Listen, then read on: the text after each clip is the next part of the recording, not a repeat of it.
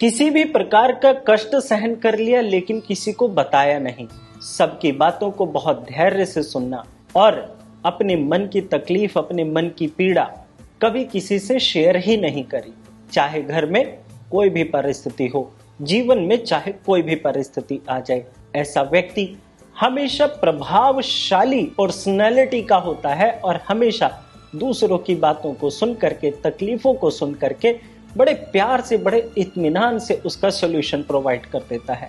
ऐसे व्यक्ति के चेहरे पर हमेशा एक हल्की सी मुस्कान हुआ करती है और ऐसा व्यक्ति हमेशा मजबूत जोड़ों के साथ रहता है। दांत बिल्कुल सीधे सटीक हुआ करते हैं, आंखें छोटी होती हैं लेकिन वो उनमें डरावनापन नहीं होता और शरीर का रंग यदि कहा जाए तो गेहुआ होता है, व्हीटिश कलर हो जाता है।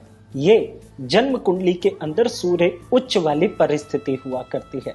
जिस भी जातक की जन्म कुंडली के अंदर सूर्य देव उच्च के होते हैं, उसका प्रभाव, उसकी पर्सनैलिटी इस प्रकार की होती है। ऐसा व्यक्ति दूसरों पर प्यार से रूल करता है, हंस करके रूल करता है, दूसरों का दिल जीत करके उस पर अपना अधिकार जमा लेता है और दूसरों को अपना बना लेता है। टॉर्चर नहीं करता, कलेश नहीं करता, प्रताड़ित नहीं करता, किसी के साथ गलत बिहेव नहीं करता, दूसरे की खुशी में अपनी खुशी को समझ करके ही उसके साथ जुड़ा रहता है। ये जन्म कुंडली के अंदर सूर्य के अच्छे होने के लक्षण हैं। यदि आप अपने जीवन में इस प्रकार की पर्सनैलिटी चाहते हैं और आप समाज में, देश में, परिवार में, दुनिया में अपना प्रभाव बहुत अच्छा बनाना चाहते हैं, तो आपको अपनी जन्म कुंडली के आधार पर माणिक्य, रूबी यानी सूर्य का रत्न आपको धारण करना चाहिए। लेकिन यदि आपके मन में किसी भी प्रकार के ऐसे भाव ना हो और आपको ये फीलिंग्स ना आती हो, आप इस प्रकार की एक्टिविटीज में कोई इंटरेस्ट नहीं रखते हैं, तो इसका मतलब आपकी जन्म कुंडली के अंदर सूर्यदेव शुभ फल नहीं दे रहे हैं। और कौन से लक्षण होते हैं जब सूर्यदेव अच्छा रिजल्ट नहीं दे रहे होते? घर के अंदर इलेक्ट्रिक पैनल्स में स्पार्क होकर के कोई दुर्घटना हो जाना सूर्य की खराबी के लक्षण होते हैं। घर के अंदर एक्सेस में बिजली के सामान इकट्ठा होकर के रखे रहने से सूर्य की खराबी के लक्षण बनते हैं। पिता पुत्र के साथ या पिता संतान के साथ किसी भी प्रकार का मतभेद हो जाना सूर्य की खराबी के लक्षण होते हैं। जेनेटिक बीमारियां पैदा हो जाएं और वो हार्ट से रिलेटेड हों, ये सूर्य की खराबी के लक्षण होते हैं। घर में कोई पौधा लगाया, पौधा पनप ही नहीं पाया, सूर्य की खराबी के लक्षण होते हैं। इसीलिए आपको इसका समय रहते उपाय कर लेना चाहिए। अन्यथा सूर्य यदि पिता है तो ध्यान रखिएगा ये पांचवें घर का मालिक होता है, यानी संतान के घर का भी मालिक होता है। तो यानी कि आपको आने वाले समय पर पुत्र सुख में भी कमी का सामना करना पड़ेगा। अब ये तो हो गई सूर्य की अच्छी और बुरी बातें, और मैंने सूर्य का रत्न भी आपको बताया।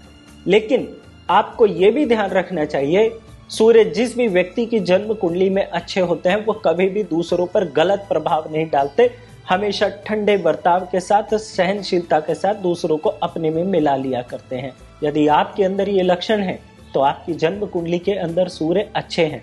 यदि आप इन लक्षणों को अपना लेते हैं तो खराब सूर्य भी आपको अच्छा रिजल्ट्स देते हैं।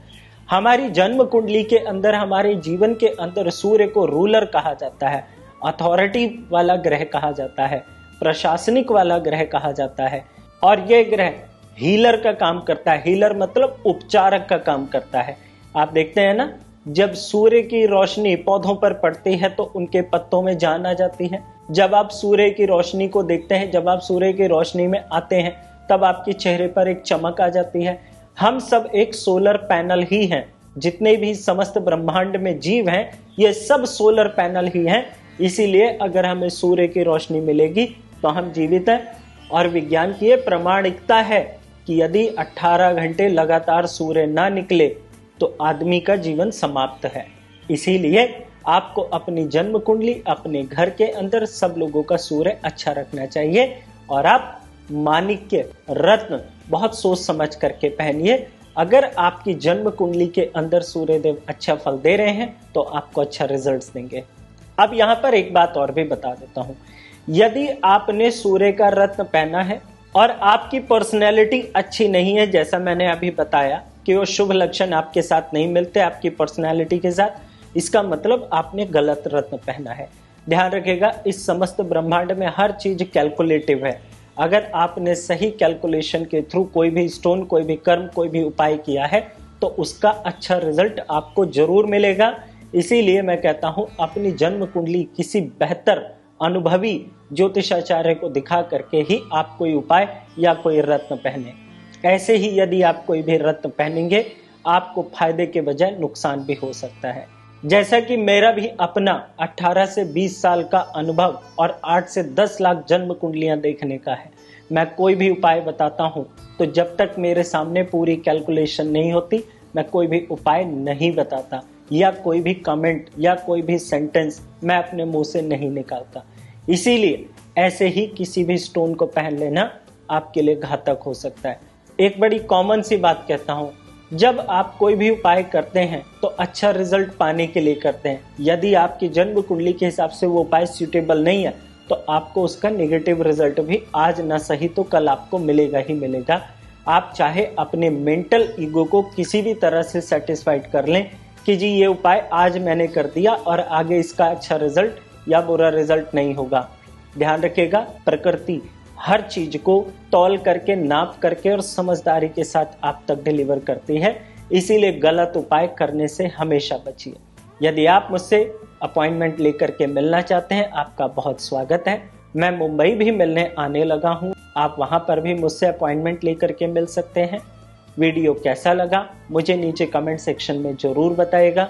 अगर आप किसी भी प्रकार से ऑनलाइन कंसल्टेशन लेना चाहते हैं तो उसके लिए भी आपका स्वागत है। और चैनल को सब्सक्राइब करके बेल आइकन को प्रेस करके ऑल नोटिफिकेशन पर क्लिक ध्यान से कर लीजिएगा, जिससे कोई भी वीडियो आपसे मिस ना हो। चलते चलते आपको दो एक बातें और भी बता देता हूँ। जब आपका दिल घबराने लग जाए, जब आपके मन में कोई भी सकारात्मक विचार ना हो, आप बहुत जल्दी दूसरों की बातों को गलत समझ करके डिफेंसिव हो जाते हैं या किसी भी प्रकार से अटैकिंग हो जाते हैं और बदले की भावना से आपके मन में विचार आने लग जाते हैं, तो भी सूर्य की खराबी के लक्षण ही हुआ करते हैं। इसीलिए आपको रोजाना सुबह सूर्य उदय के समय सूर्य की रोशनी में जरूर बैठना चाहिए, जिससे आपका मन और हृदय दोनों परिवर्तित हो सके और आपके मन का जो डर का अंधकार है वो हमेशा के लिए खत्म हो सके। मुझे आज्ञा दीजिए। जय माता दी।